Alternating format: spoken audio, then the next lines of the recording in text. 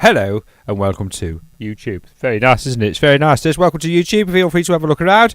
And while you're here, let's destroy the internet by revealing some slight problems with it. First of all, I don't know if you've ever heard of. There's a thing out there. It's called 52 Factorial, and it's the theory, if you like, that well, I'll show you. For example, we all know that a packet of cards contains 52 different cards. We're not including the jokers here. So 52 different cards. Fact. Okay, fact one, check. Now, how many combinations of shuffles are possible when you've got 52 cards? Well, the answer is it's 8 and then a lot of other numbers. It looks like this. It's a very big number.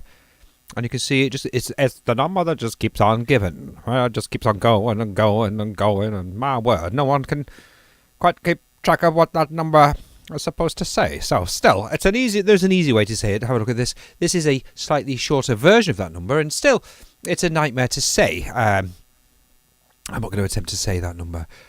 So let's make it easy for ourselves, and instead of saying all of those very complicated numbers, let's just simply call that big number there a lot.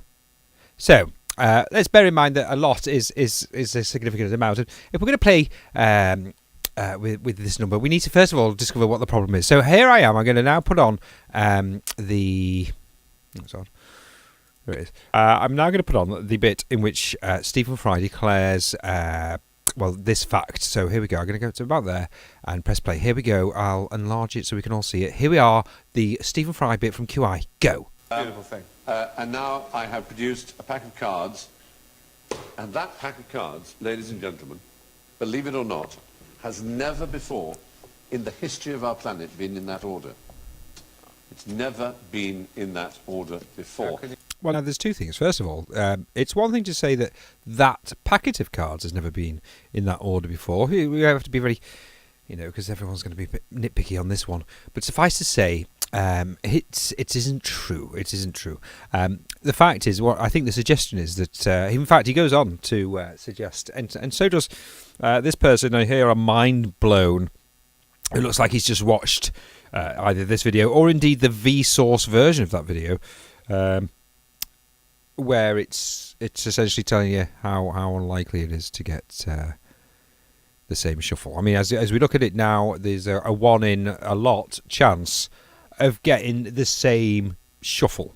But is it impossible? Well, no, it's not. And is there a chance that you've shuffled a card into that particular order before, or at least someone has somewhere in the universe? Well, of course there is. In fact, it's more than likely that what you've done, in the case of Mr. Stephen Fry there, it's more than likely what he did there was actually shuffle his card into an order which has not only been shuffled in that order before, but also will be shuffled in that order for many, many thousands of times. It really isn't that unique. You see, the problem is, Mr. Fry, is that you've approached the experiment wrong. You see, the chances of you getting a unique order on the cards are 1 in, well, a lot with our big number. So it's a 1 in a lot chance of getting a unique number.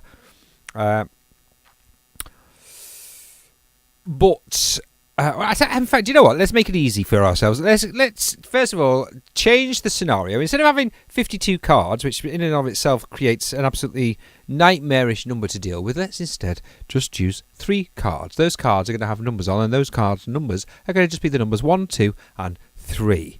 Very nice. Now, how many combinations are there of numbers that we have if we use the numbers 1, 2, and 3? Well, I already know.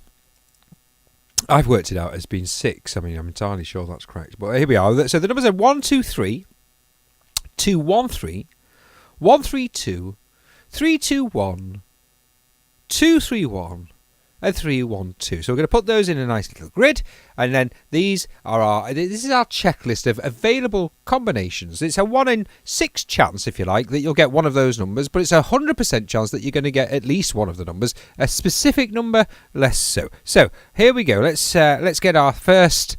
First of all, we need 6 piles of cards. So we've got 6 piles of cards. Each pile contains 3 cards. Each pile contains 3 cards with the numbers either 1, 2, or 3. And so the question now is, what combination will we be dealt? So the first hand, let's deal the first hand, and there it goes. It's a 2, 1, 3. So that's nice. Let's see if it's on our. Well, it is. It's on our list. No one's picked a number yet. It's the first time round. So let's tick off the number 213. Nice. It's nice, isn't it? We're keeping everything prim and proper. Right, next, let's have a look at the next pile. Okay, so, well, here we go. This is 1, 2, 3. So that's nice, isn't it? So we shuffled the cards, and we've had so far 2 unique numbers. Now, the odds were with us on this because, of course, up until now, no one had dealt any of the cards, or at least shuffled the cards and discovered what the order was. So far, so good. Let's do pile number 3. Let's have a look at these. Okay, so these are 1, 3, and 2. Well, that's good, because once again, that's an available number, if you like, off our list of numbers that so far, you know, I mean, we're nearly there, aren't we? We're nearly there. We're nearly at 100%, in the sense that we're halfway there. So we're at 50%. So we're neither here or there, I suppose, is what we're saying with that. Anyway, let's do the next card. Oh, hello, what's this? Well, it's the numbers 1, 2, 3 again. Well, that's odd, isn't it? Well, actually, it's not that odd, because, of course, the cards didn't know the rules of the game, did they? The cards didn't know that there were only 3 options left. Okay, well, let's just put another tick by 1, 2, and 3. And we'll call that snap, because they're the same numbers. And, well, it's playing cards, and everyone knows basic rules of snap. So we're going to see if we can get any more snaps. So let's deal the next, see the next order of the 3 cards. So here it is. It's 2, 1, 3. So we've already got that. Okay, so we can. It's another snap, isn't it? We'll put a tick by 2, 1, 3. We've got another snap there. Very nice. And then let's do the last 3 cards. Well, it's 1, 2, 3 again. Right. Okay. So we've got 2 ticks, 3 ticks. Have we got 3 ticks now by 1, 2, and 3?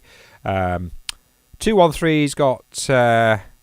Well, that's got 3 ticks too, according to my Roby maths. No, it's got 2 ticks. 1, 2, and 3.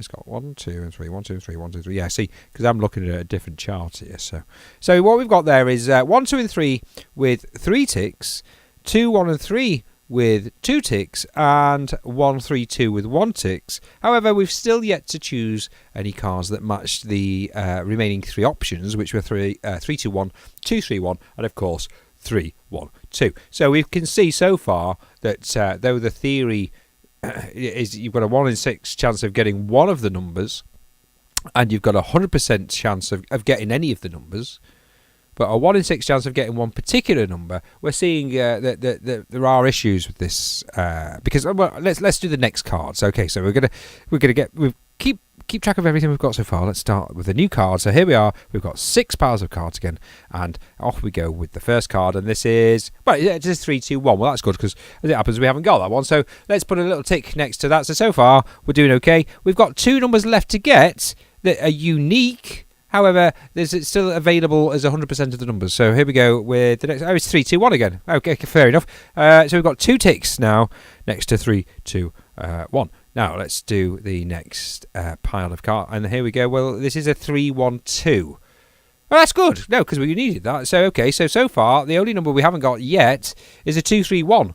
So here we go. Let's deal the remaining 2 piles. And well, there's a 2, 2, 1, 3 there, and a 1, 3, 2. Bugger. So we've got those.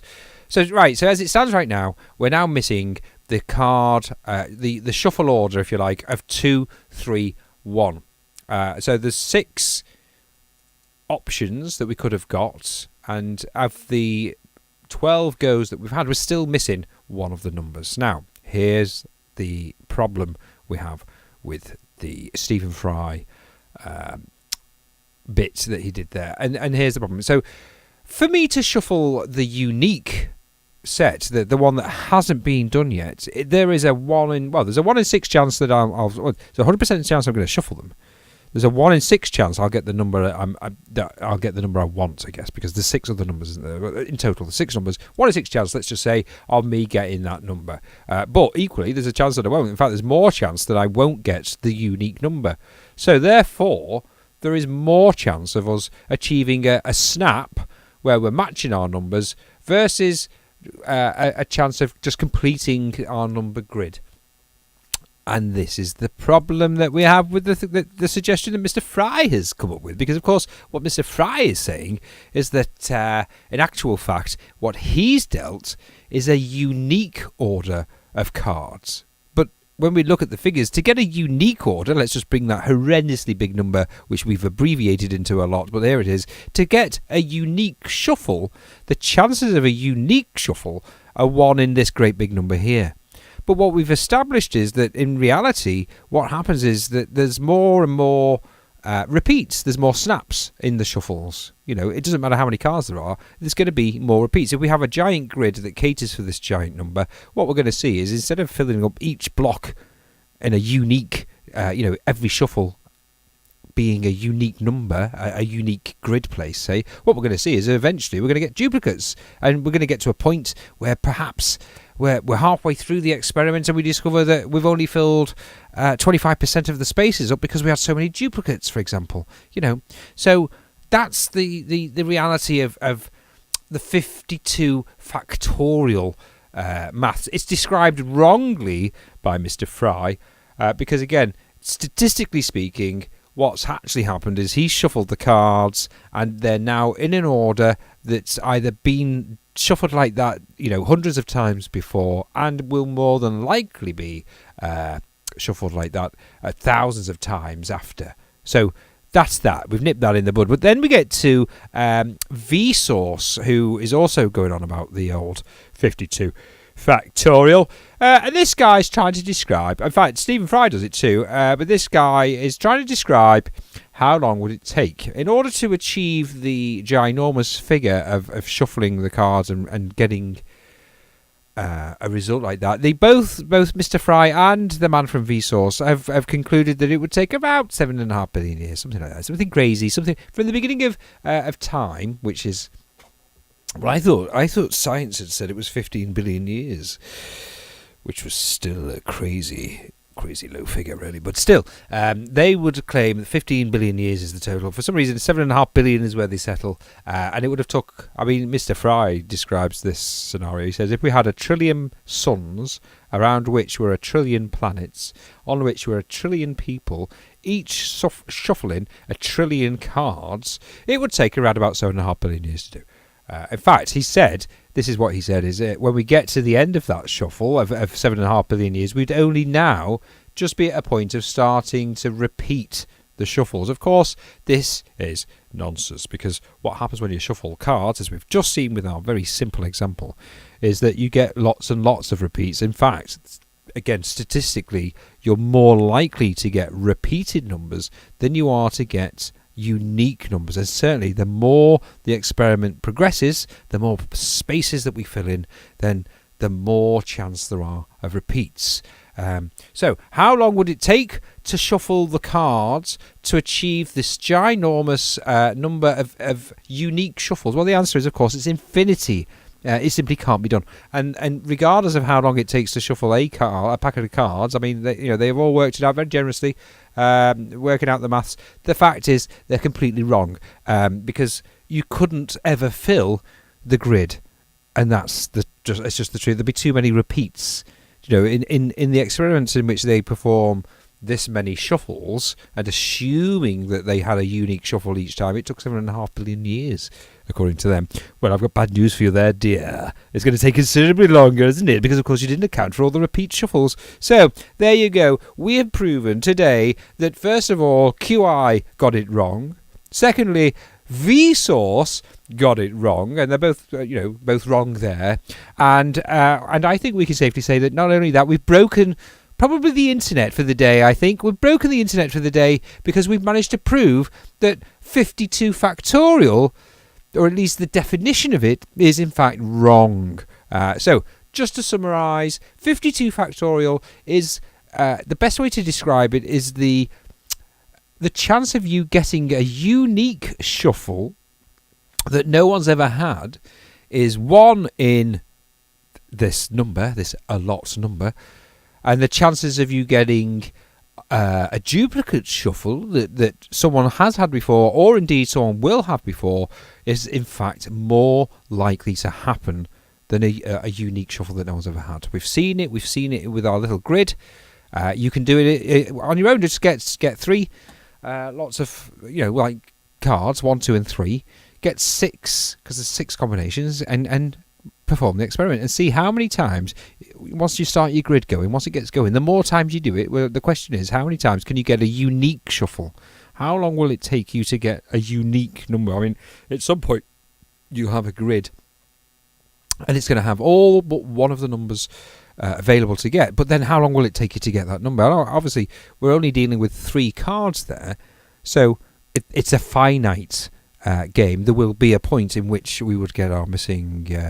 What was the missing number? I think it was 2. It was 231. So in this scenario, if we bring it back up there, in this scenario, eventually we would get the 231 because, of course, there are only 3 cards. But we've seen in this example that we had 12 goes and we didn't get the missing card. So therefore, again, it's a game of chance, isn't it, really? Because we're shuffling the cards. There's no hard as that. It could have been we could have got lucky and we could have got every single number on our first go. Although, again, the odds were stacked against us because, of course, as soon as you find the first number, it doesn't eliminate that number, or the first set of numbers. It doesn't eliminate that from the list of numbers that are going to be shuffled. In fact, if anything, it doesn't do anything. It just the thing is, it doesn't eliminate it. So know this, people: the chances of you shuffling a unique shuffle are 1 in a gazillion, drillion, dillion, billion, dillion, or otherwise known as a lot.